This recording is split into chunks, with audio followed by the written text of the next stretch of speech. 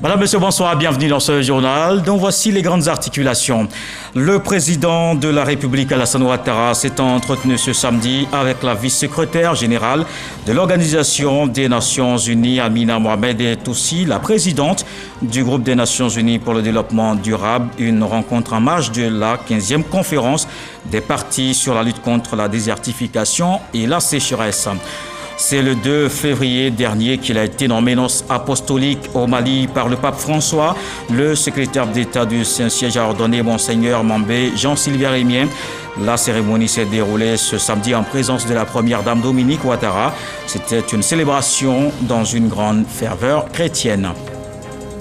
11 cas de dengue, dont un décès enregistré en Côte d'Ivoire depuis le début de l'année. Le pays lance un plan de riposte contre cette maladie virale transmise à l'homme par les moustiques femelles infectées. Le ministère de la Santé était face à la presse pour expliquer tous les dangers et appeler à prendre soin de son cadre de vie. Et puis 11 militaires tués en Égypte. Le bilan est l'un des plus élevés enregistrés par les forces égyptiennes depuis des années. Les soldats tentaient de déjouer une attaque terroriste à proximité du canal de Suez dans le Sinaï. Venise n'a pas résisté pendant longtemps à l'offre alléchante de M. Becker qu'il a coopté dans une grosse firme internationale. Une vie professionnelle qui s'entremêle à une autre sentimentale avec Romuald, intrigue, passion, hallucination et effets surréels avec la mort de façon mystérieuse de ces deux charmantes filles et son amour Romuald. Ce cocktail indigeste finit par exploser aux yeux de la belle Venise qui perd la tête. Ce roman de 280 pages se laisse lire d'un trait et vous laisse admiratif face à l'imagination fertile de l'auteur et la flexibilité de sa plume qui scotche le lecteur. La sphère aux alligators, c'est le roman que propose Sonia Affran ce soir, qui est notre invitée de la page culture. Bonsoir Sonia Affran. Bonsoir Monsieur Colo. Alors on a surtout l'impression que tout se passe dans une mare aux sauriens, crocodile, caïman, etc. Et tout ce qu'il y a comme saurien, alors que non, c'est juste une figure de style, peut-être pour indiquer la nature de la cruauté de ce qu'a vécu l'héroïne Venise. Exactement. C'est une vraie allégorie pour bien représenter les forces du mal et qui agit dans cette histoire. D'accord, alors on en saura davantage, ce sera dans une trentaine de minutes, le temps de faire le tour de l'actualité. Et ce tour de l'actualité donc, qui commence par cette audience, le président de la République, Alassane Ouattara, a reçu la vice-secrétaire générale de l'Organisation des Nations Unies en sa résidence de Cocody Riviera Golfe. La lutte contre la désertification et l'impact des conflits sur l'économie étaient au cœur de l'échange. Amina Mohamed est aussi la présidente, rappelons-le, du groupe des Nations Unies pour le développement durable. Une audience en marge de l'ouverture de la COP15 le lundi 9 mai 2022. Un nonce apostolique originaire de Côte d'Ivoire, c'est le premier Ivoirien. Depuis le 2 février dernier, le pape François a nommé Monseigneur Mambé Jean-Sylvain Rémien, nonce apostolique du Mali. La première dame Dominique Ouattara a assisté ce samedi à la cérémonie d'ordination. Viviane Aïmé. Ce fut une cérémonie riche en intensité spirituelle et émotionnelle.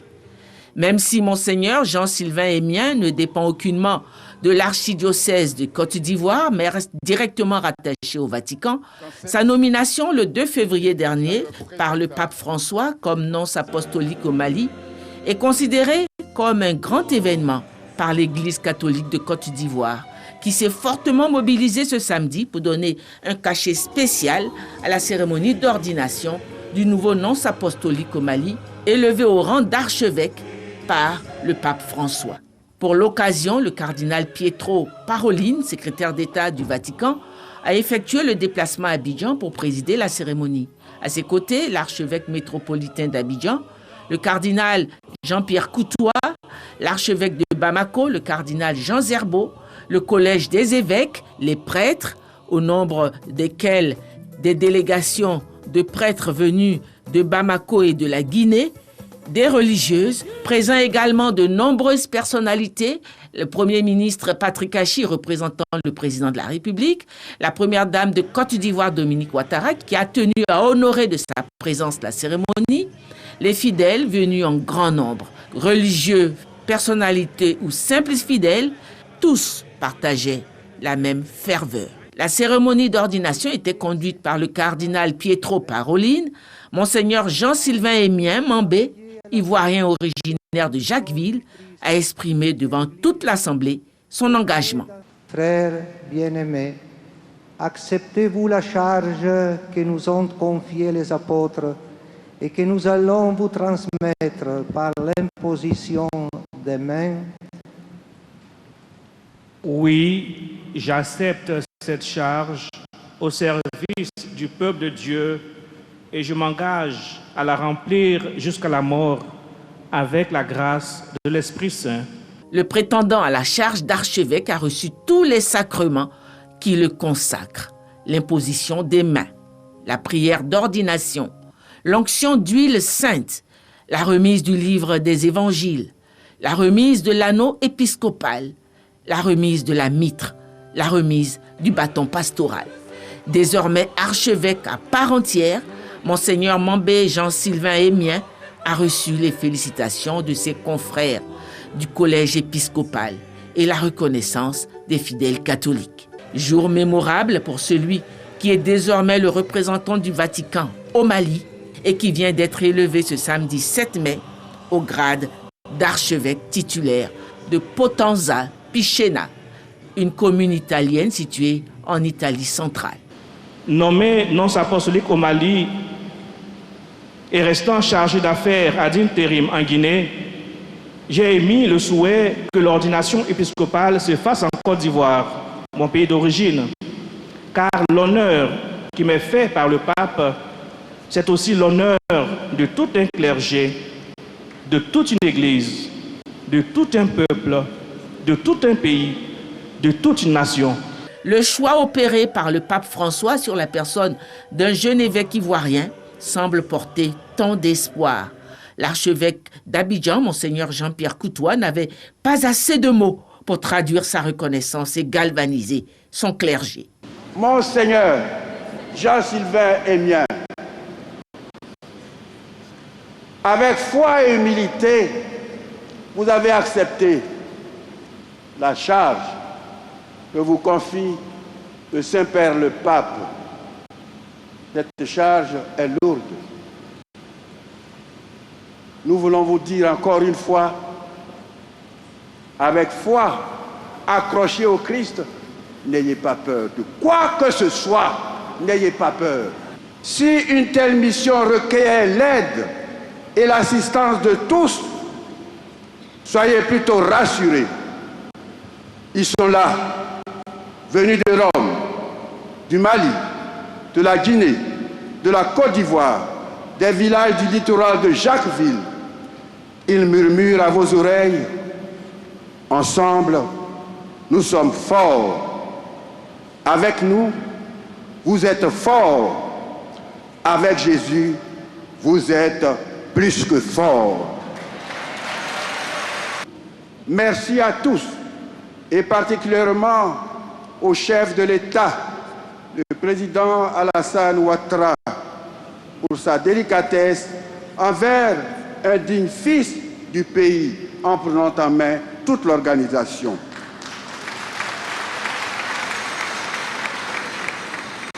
Merci à Madame la Première Dame, Ouattara Dominique, pour votre présence ici et votre attention.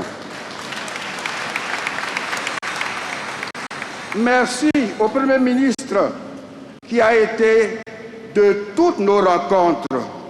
Bounanséo. Merci enfin aux délégations venues pour cet événement.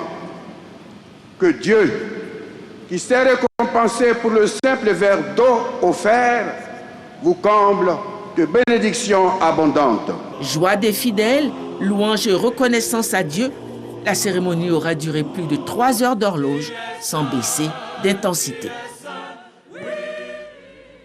Et comme vous venez de le voir, c'est le secrétaire d'État du Vatican qui a ordonné Monseigneur Jean-Sylvain Mambé Émien. La Côte d'Ivoire exprime sa reconnaissance au cardinal Pietro Parolin. Il a été décoré en qualité d'officier dans l'ordre du mérite national. On le voit avec Alexis Ouedraogo. Un toast pour célébrer l'excellente coopération entre le Vatican et la Côte d'Ivoire. Vendredi soir au Sofitel d'Abidjan, le cardinal Pietro Parolin était à l'honneur. La Côte d'Ivoire reconnaissante élève le représentant du Saint-Siège dans l'ordre du mérite national. Son Éminence, le cardinal Pietro Parolin, secrétaire d'État de sa sainteté le pape François, au nom du président de la République et en vertu des pouvoirs qui nous sont conférés, nous vous élevons à la dignité de grand officier de l'Ordre national de Côte d'Ivoire. Je vous prie de transmettre à son Excellence, Monsieur le Président de la République, l'expression de ma profonde reconnaissance, unie à celle de sa sainteté le pape François, qui porte ce pays dans son cœur, avec ses prières ferventes et des vœux de bonheur, de prospérité et de paix. Cette visite du secrétaire d'État du Saint-Siège prendra fin ce dimanche par une messe en la basilique Notre-Dame de la Paix de Yamoussoukro. Et le secrétaire d'État du Vatican qui a visité le centre Oasis des Sœurs missionnaires de la Charité dans la commune de Koumassi. Le cardinal Pietro Parolin a dit sa grande satisfaction face au travail abattu en faveur des enfants, des démunis, des grands malades. La représentante de la mère supérieure au centre a également exprimé sa gratitude au cardinal pour cette visite. Le centre Oasis des Sœurs a été fondé en 1988. Il dispose d'un dispensaire et déroule des programmes de nutrition pour les enfants et distribution de kits alimentaires pour les familles dans le besoin. Et le gouvernement est aussi engagé dans la lutte contre la dengue, qui est une maladie virale transmise à l'homme par les moustiques femelles infectées. 11 cas, dont un décès enregistré en Côte d'Ivoire. Depuis le début de l'année, le ministère de la Santé lance un plan de riposte. Frédéric Oulaï, à Boussanogo. Le dernier Conseil national de sécurité tenu au palais de la présidence a fait cas de l'apparition de plusieurs cas de la dengue en Côte d'Ivoire.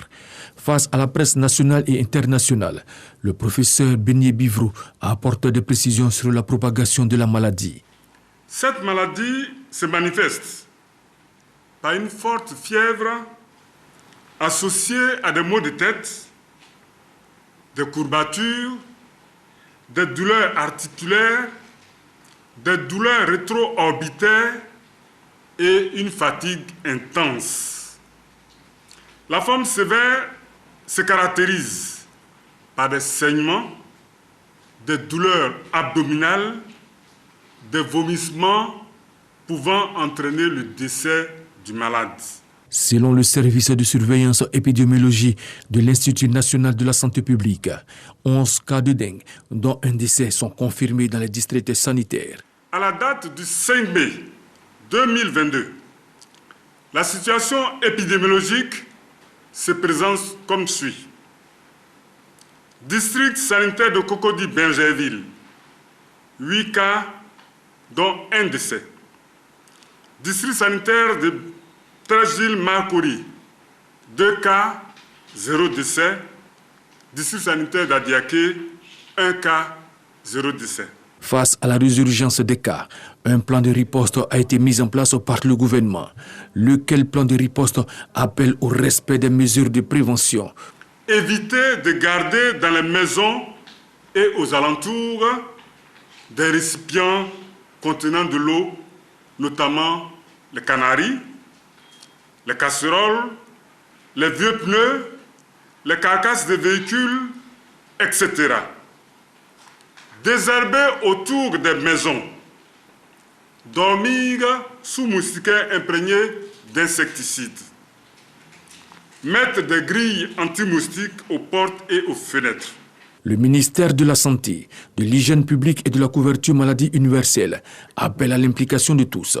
Plusieurs ministères sont associés à cette lutte, notamment le ministère de l'Hydraulique et de l'Assainissement et le ministère de la Communication.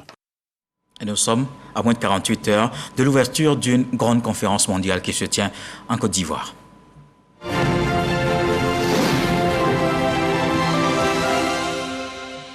La COP15 s'ouvre ce lundi 9 mai à Abidjan et les préparatifs vont bon train. Accréditation bénévole et réunions préparatoires, tout est mis en œuvre pour la réussite de l'événement.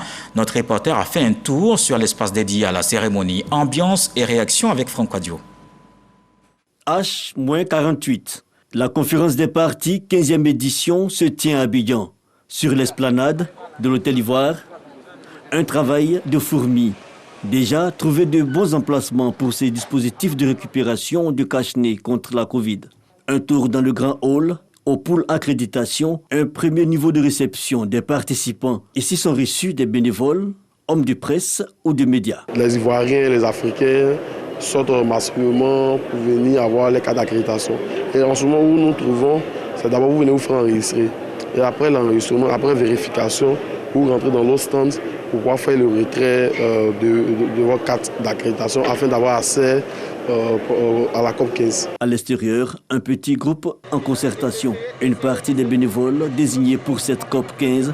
Au total, plus de 300 jeunes mobilisés. Les bénévoles viennent de partout, des différentes plateformes de jeunesse en Côte d'Ivoire, et on les a recrutés pour aider au niveau de la COP en ce qui concerne tout ce qui est déplacement, tout ce qui est renseignement par rapport aux différentes réunions qui auront lieu avec les chefs d'État, les ministres, etc., etc.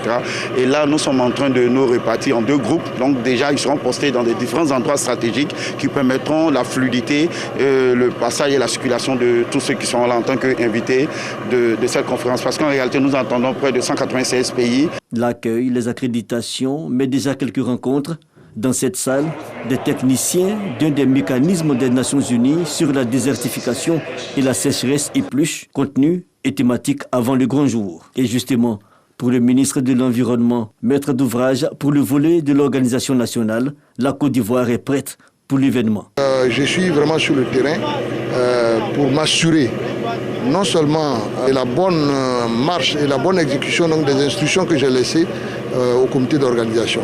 Je fais un peu le tour et vraiment tout est en place et les gens peuvent être rassurés, les bailleurs peuvent être rassurés, toutes les parties donc, qui arrivent en Côte d'Ivoire peuvent être rassurées. La COP 15 ouvrira ses portes le lundi 9 mai. L'événement débute avec le Forum des jeunes, la veille. Et voilà qui est au sommet en place pour cette conférence mondiale sur la lutte contre la désertification. La rencontre permettra de réfléchir à la gestion durable et à la restauration des terres. 5000 participants de 197 pays attendus à Abidjan. On voit quelques attentes exprimées dans ce reportage de Grace Kando. 40% de la population mondiale subit directement les conséquences désastreuses de la dégradation des terres, selon les statistiques des Nations Unies. Pour mieux appréhender ce sujet, les 197 pays signataires à la Convention sur la lutte contre la désertification et la sécheresse se retrouvent autour de la COP 15 à Abidjan. L'événement suscite beaucoup d'attentes. Les pays vont prendre de nouvelles mesures pour faire face à la désertification des terres et réutiliser les terres pour une utilisation durable pour les communautés locales. On doit faire plus, mieux et plus rapide. Comment est-ce qu'on peut travailler ensemble de la côté de la société civile, de la côté du gouvernement, de la côté du secteur privé, pour, bien sûr, mettre sur place tout ce qu'on peut faire mieux. Les partenaires au développement sont aussi de la partie. Ils accordent un intérêt particulier à cette thématique liée à la désertification et à la sécheresse. Il y a un lien étroit entre l'environnement et la santé. Pour nous, la COP 15 est la bienvenue parce que ça nous permettra de voir où est-ce qu'on en est avec les engagements pris par la Côte d'Ivoire dans le cadre justement de cette déclaration de Libreville sur la santé et l'environnement. Et l'OMS accompagne le pays justement dans la mise en œuvre de ces engagements-là. Le Fonds pour l'environnement mondial est le principal mécanisme de financement de la Convention des Nations Unies sur la désertification et la dégradation des sols. Le gouvernement ivoirien a bien voulu initier un grand programme qui partira d'Abidjan, qu'on appelle Abidjan Legacy ou Initiative d'Abidjan. Et le Fonds pour l'environnement, en sa qualité de bailleur de fonds, des projets et programmes dans le domaine de l'environnement global, a pris en charge le financement du volet, la gestion des connaissances de ce grand programme-là pour un montant de 2 millions de dollars, soit environ 1,2 milliard de francs CFA. C'est un grand programme qui va porter sur la dégradation des sols, qui va porter aussi sur ce que nous appelons les commodités, le cacao, le café, l'anacarde. La COP de la Convention sur la lutte contre la désertification et la sécheresse, qui a lieu tous les 2 ans, est la plus grande rencontre organisée par les Nations Unies dans le domaine de la gestion durable des zones arides et de la protection de l'environnement. Je vous le disais en début de journal, le président de la République, Alassane Ouattara, a reçu la vice-secrétaire générale de l'Organisation des Nations Unies en sa résidence de Cocody, Riviera Golf. La lutte contre la désertification et l'impact des crises sur l'économie était au cœur de l'échange à Ouattouré. La conférence des Nations Unies dédiée à la lutte contre la désertification, la COP15, se tient à Abidjan du 9 au 20 mai 2022. Madame Amina Mohamed, vice-secrétaire générale de l'ONU et présidente du groupe des Nations Unies pour le développement durable, reçue par le président de la République Alassane Ouattara en marge de la COP15. La première secrétaire générale adjointe des Nations Unies, qui est en visite en Côte d'Ivoire, en visite de travail, mais également pour participer à la COP15. C'est un grand honneur pour nous de la recevoir. Les 2 sujets essentiels qu'elle voit pour cette COP, c'est la sécheresse et la restauration des terres, mais que cette COP rentre aussi dans une crise planétaire, rentre la crise climatique, la crise de la nature et puis maintenant la guerre en Ukraine, et que ceci a des réplications à travers le monde. Elle a également parlé du rôle de leadership de la Côte d'Ivoire, notamment pour s'occuper des questions régionales, et également le fait que la Côte d'Ivoire est un pays extrêmement généreux qui accueille des millions de gens qui viennent d'autres pays, et que ceci est une question extrêmement importante qu'elle a pu discuter avec Monsieur le Président de la République. Avant d'occuper le poste de vice-secrétaire générale de l'ONU, Madame Amina Mohamed a été ministre de l'Environnement de la République du Nigeria. Le secrétaire général de l'Organisation des Nations Unies vient par ailleurs de lui renouveler sa confiance pour un second mandat. Et nous marquons une pause pour recevoir un invité, M. Alain Adra, secrétaire général de l'Assemblée nationale. Bonsoir, monsieur. Bonsoir, monsieur. Vous avez un message, on vous écoute. J'ai effectivement un message au nom du président de la République de Côte d'Ivoire. Mes chers compatriotes, j'ai la profonde douleur de vous annoncer le décès, ce samedi 7 mai 2022, du président de l'Assemblée nationale, mon jeune frère, Amadou Soumaoro. Je rends hommage à un grand homme d'État dont l'engagement et le parcours politique ont marqué notre pays. La Côte d'Ivoire perd un valeureux fils, un homme de conviction et de devoir. Je perds un compagnon fidèle, un ami loyal et dévoué. En cette douloureuse circonstance, je présente mes condoléances les plus émues à sa famille et à ses proches. Que son âme repose en paix. Fait à Abidjan, le samedi 7 mai 2022, Alassane Ouattara, président de la République de Côte d'Ivoire. C'était donc là le message que j'avais à livrer au nom du président de la République de Côte d'Ivoire. Merci, monsieur. Merci, monsieur Alain Andra. Je rappelle que vous êtes le secrétaire général de l'Assemblée nationale. Et avec cette nouvelle, on note que la mort a encore secoué les hommes, comme le vent secoue tous les jours les feuilles des arbres. Que cette pensée de Amadou Ampatiba trouve confort auprès de chacun. Merci. Condoléances à toute la Côte d'Ivoire. Merci. En se rendant dans la commune de Yopougon, le ministre Adama Diawara a rencontré la jeunesse du quartier Sidiksi, Sakidiba, les jeunes de l'opposition venus exprimer leur adhésion aux actions de développement et de paix en Côte d'Ivoire, des engagements qu'on voit dans ce reportage de Frédéric Oulaï, Alexis Oudraogo. À Yopougon, Sakidiba, ce samedi, Adama Diawara rencontre la jeunesse d'un parti politique de l'opposition. Le mouvement s'engage à soutenir les initiatives de développement en faveur de Yopougon. Ce sont les actions que le ministre Diawara pose faire aujourd'hui que tout Yopougon, quelles que soient les obédiences politiques, soient rassemblés autour de lui. Mais les camarades ont voulu qu'on franchisse un pas. Au lieu que nous soyons véritablement toujours dans l'opposition, de franchir le pas et de rejoindre le ministre dans le RHDP. Le ministre de l'Enseignement supérieur et de la Recherche scientifique égrène les réalisations du président Alassane Ouattara, notamment l'accès à l'eau potable, la construction d'écoles, de routes, de ponts, ainsi que de centres de santé. Il se félicite également de l'adhésion du mouvement au RHDP. Le président du RHDP le président de la République, son Excellence M. Alassane Ouattara, a montré en 11 ans de gestion du pays que la politique, ça sert d'abord et avant tout à faire le bonheur des populations. Le gouvernement œuvre à faire en sorte que les conditions soient créées pour qu'il y ait suffisamment d'emplois à travers une croissance inclusive.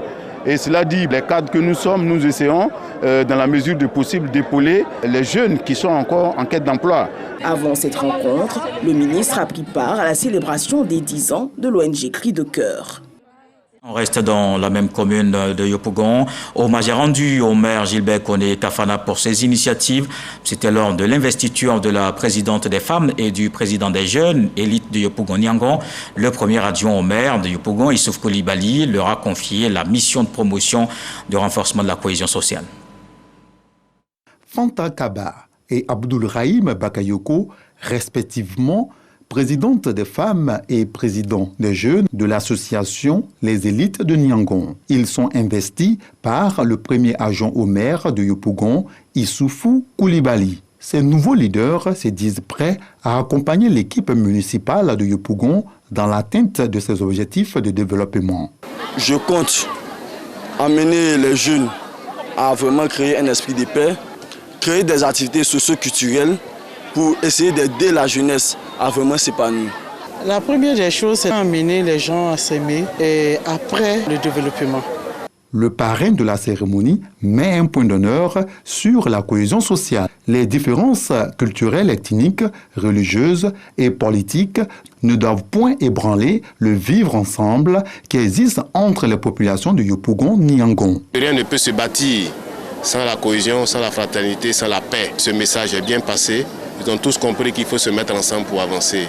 Il faut vous dire que les actions du ministre d'État Kafana ont été la base du regroupement de ces femmes qui, ensemble, ont décidé de vulgariser partout dans la commune de Yopougon les actions de développement que le ministre d'État Kafana a fait. Des pas de danse bien esquissés par les femmes pour traduire leur reconnaissance au premier magistrat de la commune de Yopougon, Gilbert Kafana Koné. Elles ont également bénéficié d'une enveloppe pour mettre en place des activités génératrices de revenus. C'était un reportage de Khalid Diomandé et Walter Amadou Ouattara. On se rend maintenant dans le centre du pays. Les populations du département de Bouaké expriment leur gratitude au président de la République, un hommage pour toutes les actions de développement lancées dans le département et la confiance renouvelée en certains cadres de la localité. Une occasion pour le ministre Amadou Koné de saluer la belle transformation de la capitale de Bouaké, Soro Corona. Les chefs traditionnels, guides religieux du département de Bouaké, les responsables locaux du RHDP, Rassemblement des Oufoutistes pour la démocratie et la paix, rendent un hommage au président de la République, Alassane Ouattara. Hommage pour toutes les actions de développement réalisées pour le bonheur des populations de Bouaké, à savoir le bitumage, l'électrification, la construction des centres de santé, d'écoles, la réhabilitation de la piscine municipale. À toutes ces actions s'ajoute la nomination des filles et fils de Bouaké à des postes de responsabilité. Le président a littéralement changé le visage de Bouaké. Tous ceux qui passent par là s'en rendent compte. Bouaké a littéralement changé grâce à la bienveillance du président de la République pour nous. Et il était bon qu'on vienne lui magnifier notre reconnaissance. Amadou Koné a au nom des populations salué les efforts déployés par le chef de l'État pour redonner à Bouaké une image reluisante. Le ministre des Transports a annoncé la réouverture de l'usine Confréville avant d'appeler les populations au vivre ensemble et à la paix. Reconnaissance au chef de l'État pour tout le travail que le président de la République est en train de faire dans l'ensemble de la Côte d'Ivoire, et particulièrement ici à Bouaké, qu'il est en train de transformer, et seulement depuis 5 ans. Bouaké connaît une transformation importante. Et je peux vous assurer que cette transformation va continuer. Il y a beaucoup de projets. Le Premier ministre, à son dernier passage ici, a annoncé que d'ici 3 semaines, donc il y a des gens qui viendraient par rapport à Confréville. Notre objectif est de faire en sorte que d'ici la fin de l'année, cette année, que les activités reprennent de façon conséquente, donc à Confréville. Une journée d'hommage au président de la République de toute la région du Bouaké est prise. Dans le reste de l'actualité, 11 militaires tués en Égypte. Selon un communiqué de l'armée, les soldats continuent de poursuivre et d'encercler les terroristes. Le bilan est l'un des plus élevés enregistré par les forces égyptiennes depuis des années. Les soldats tentaient de déjouer une attaque terroriste à proximité du canal de Suez dans le Sinaï. Cette région du nord-est de l'Égypte est en proie à une insurrection djihadiste. Rappelons que l'armée et la police ont lancé en février 2018 une vaste opération dans cette péninsule. Et l'actualité, c'est aussi tout ce qui se passe dans le monde de la culture.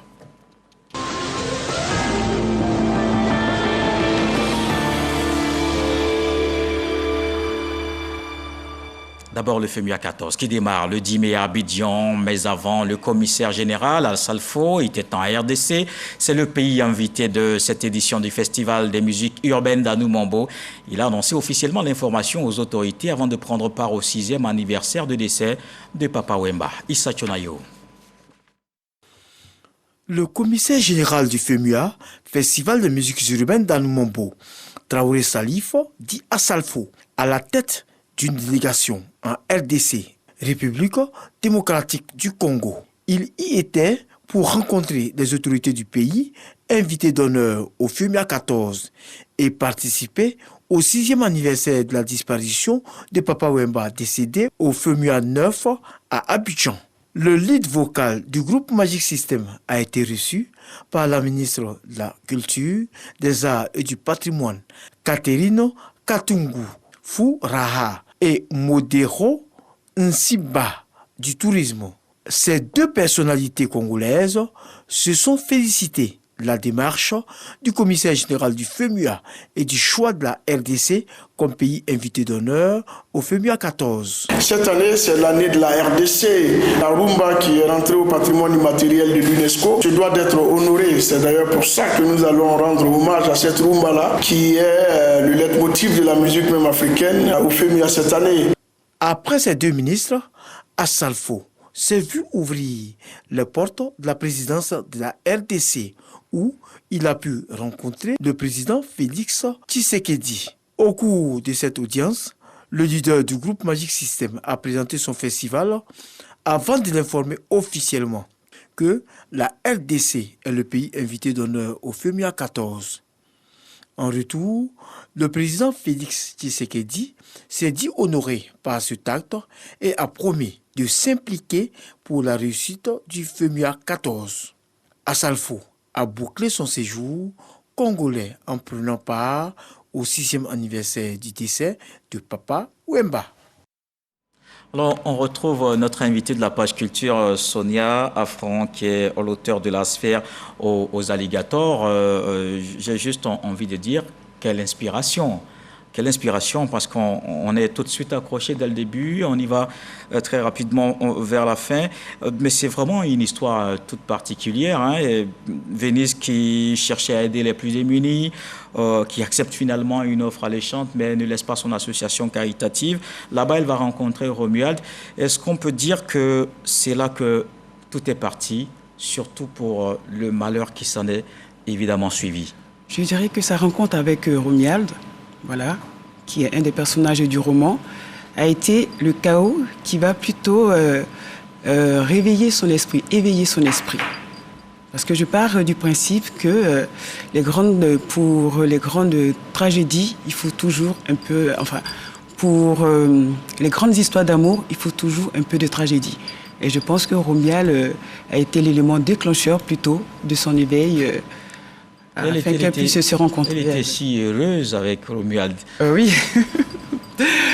Qui ne manquait surtout pas d'occasion de se le rappeler, parce que ce sont des collègues de travail. C'était peut-être discret, mais en même temps, c'était très expressif aussi. Oui, une histoire d'amour, vous savez, entre un collègue de bureau, mais qui va vraiment plus loin.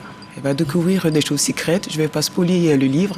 J'aimerais vraiment amener mes lecteurs à le lire, parce que c'est bourré d'énigmes qui vont leur faire comprendre l'allégorie de la sphère aux alligators. D'accord. Déjà, on va regarder un résumé de cet ouvrage avec Franck Wadio et on se retrouve.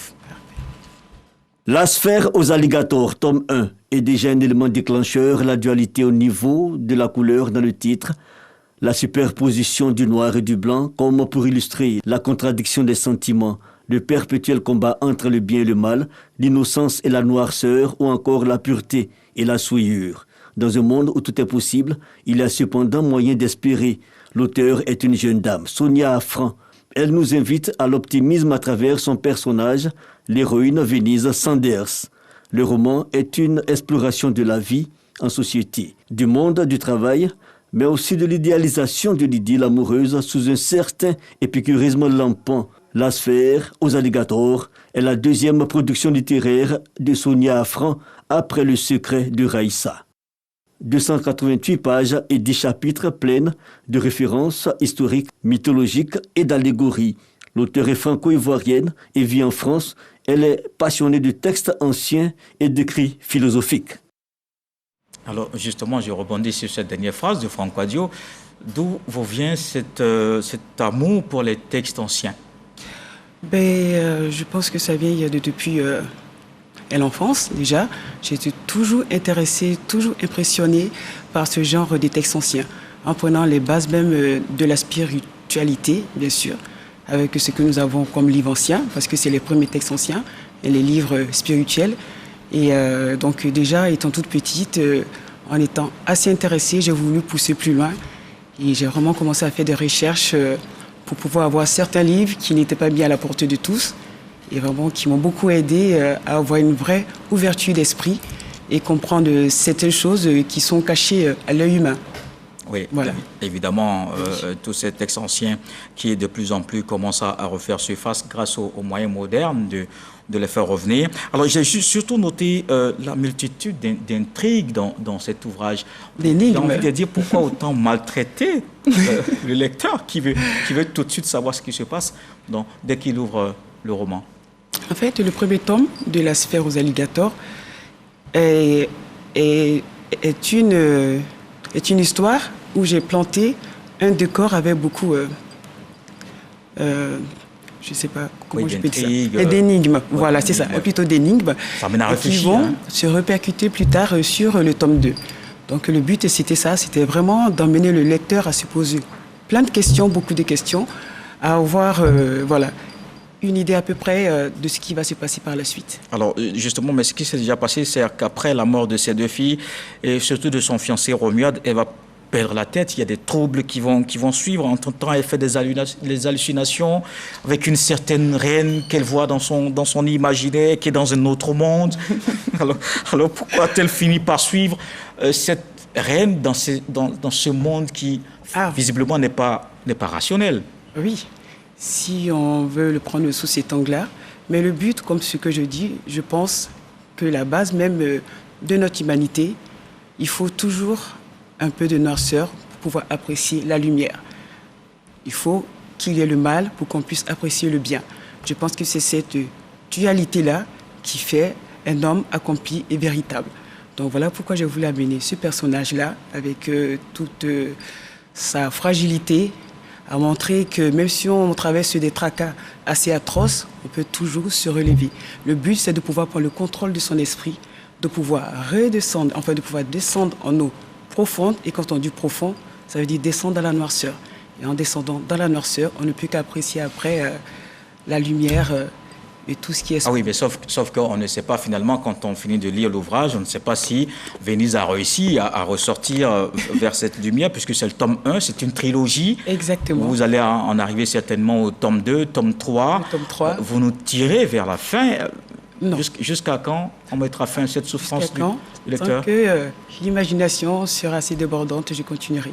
Le but, c'est de vraiment amener mon lecteur à pouvoir apprécier ce personnage de Venise Sanders et à pouvoir se retrouver dans ce personnage. Alors, du petit niveau de langue en latin que nous avons, certaines expressions, on les a vues que vous utilisez dans le livre, n'ont vraiment pas de sens, de signification. Vous avez créé des néologismes, je vois des veikos, cosmos, il y a la page 255, vicis, naram, voviscère. C'est ça. Qu'est-ce que tout ceci signifie? Ça fait beaucoup, on nous entraîne quelque part dans l'inconnu. J'aime ça. J'aime bien que le lecteur se pose des questions et se demande qu'est-ce que c'est et tout ça. Du coup, il reste centré, focus, concentré et il a envie d'aller plus loin. Donc c'est vrai que c'est... voilà. Mais j'ai donné certaines explications dans le premier tome. Et ça sera dans le second que vous allez voir pourquoi Sénéologie, ça a été mis autant en avant. Alors justement, donc vous traînez vraiment le lecteur vers la fin de ce tome 2, ensuite le tome 3. Ce sera quand la suite alors? Bon, on ne sait pas encore. Est-ce que le tome 2 au moins il est disponible? Ah oui, bien sûr, il sera disponible, mais je ne vais pas donner de date. J'aimerais que les personnes puissent bien se concentrer sur le tome 1 afin d'avoir toutes les bases pour pouvoir se répertorier sur le tome 2 et après le tome 3. D'accord. Alors, je vois bien que c'est ainsi faire. Finalement, c'est une mise en relief du bien et du mal, de l'obscurité et de la lumière. C'est ça. Mais parfois, on a surtout du mal à sortir quand on est dans le noir, à sortir à la lumière. Mais justement. Surtout avec les hallucinations comme on a vu avec Vénice dans l'ouvrage. Avec Vénice. Je pense que tout un chacun de nous, nous sommes en plein noirceur, ténèbres. Il y a une dualité en chaque être humain. Je reste persuadée de ça. Voilà, je pense comme vous, il doit y avoir deux personnalités et que ces deux personnalités-là se confrontent tous les jours et on verra qui gagnera. D'accord. Merci Sonia Affran, auteure de ce roman en tome 1. Donc, roman d'une trilogie, La sphère aux alligators. Je rappelle qu'on vous retrouve également au Salon du Livre qui démarre à partir du 17 mai. Merci d'avoir été avec nous dans la page culture. Oui, c'est un plaisir.